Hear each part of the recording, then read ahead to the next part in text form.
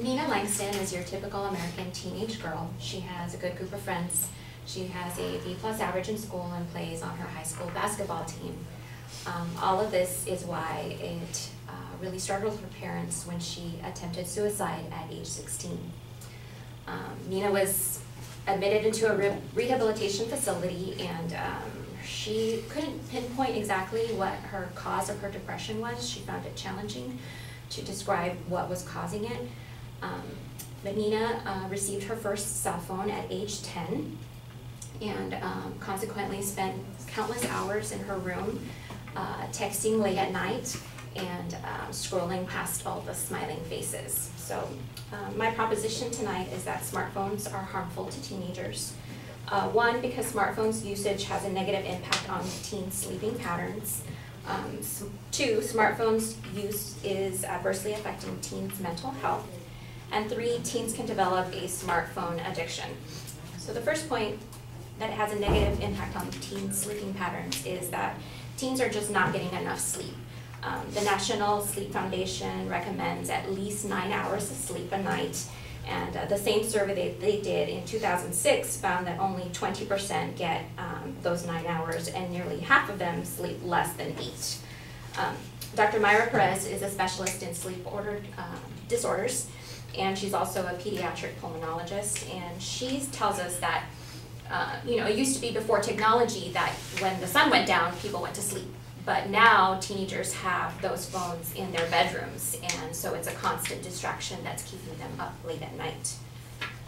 This sleep deprivation trend is so alarming that recently 2 of Apple's largest investors issued an open letter to the tech giant calling on them to offer tools to ensure that young consumers are using your products in an optimal manner.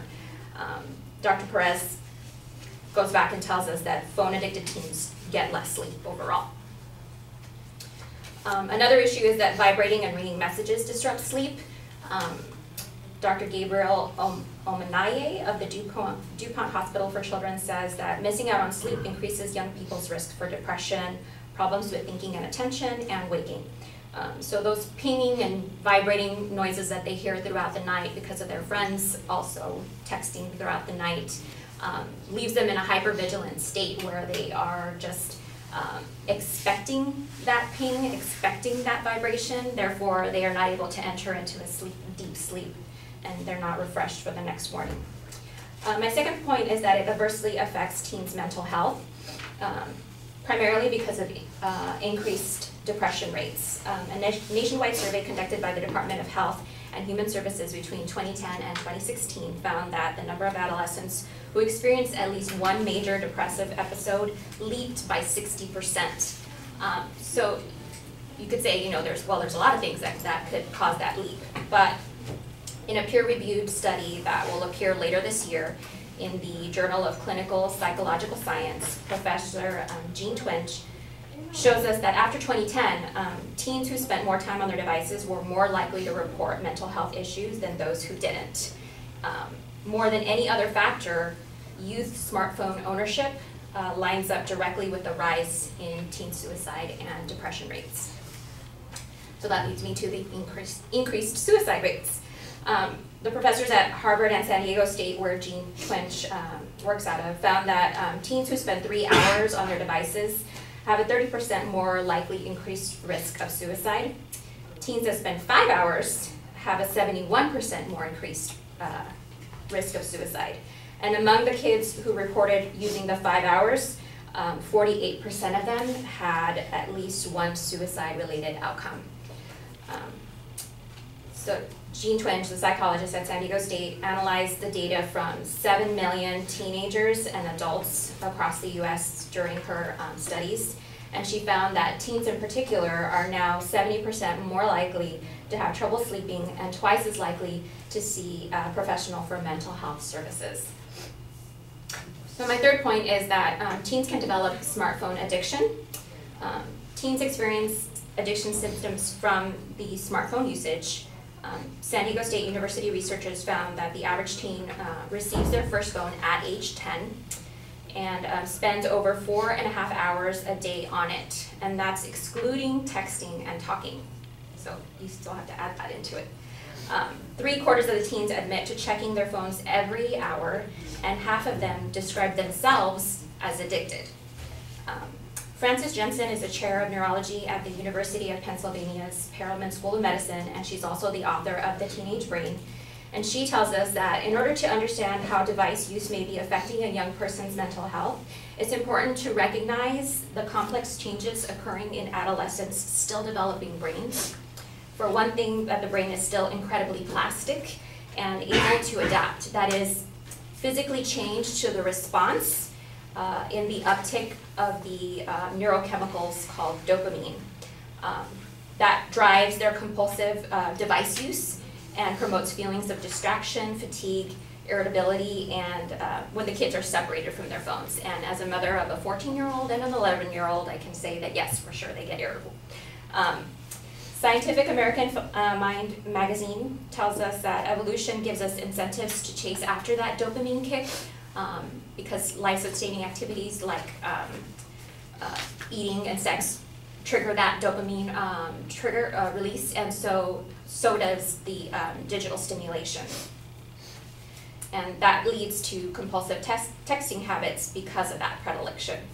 And also teens have a lot in common with compulsive gamblers in the idea that they are losing sleep because of that activity. They have trouble cutting back, and the tendency to lie to cover up the amount of time they spend doing it. Additionally, teens are also quick to become addicted, more so than grown-ups. Dr. Jensen explained that teens have a hyperactive risk-reward system, and that allows them to learn quickly, but it also allows them to become addicted much more quickly than adults. And researchers at the University of Iowa even came up with their own neologism for it. They call it nomophobia, which is no mobile phone phobia, or the fear of not having your mobile phone. So I hope you agree with me in saying that smartphones are harmful to teenagers because they deprive them of their sleep, they cause phone addiction, and they also are affecting their mental health. Thank you.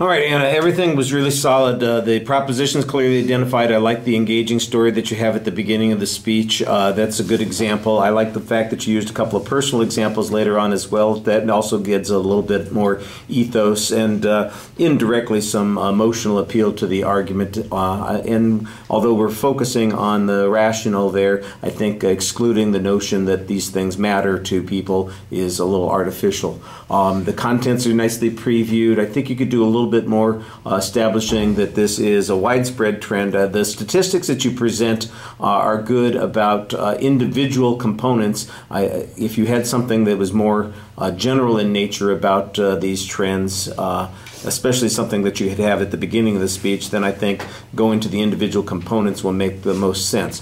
That's a minor quibble, by the way. Everything else I thought was really solid. Everything's easy to follow in the presentation. You have a lot of good information. You cite all the sources very clearly. I did think at one point that the San Diego researchers were making up a pretty substantial preponderance of your information. But as you got to that third point, it did appear that there were other people who were studying these issues as well. So that might be a potential issue, that you are kind of over-reliant on the one source.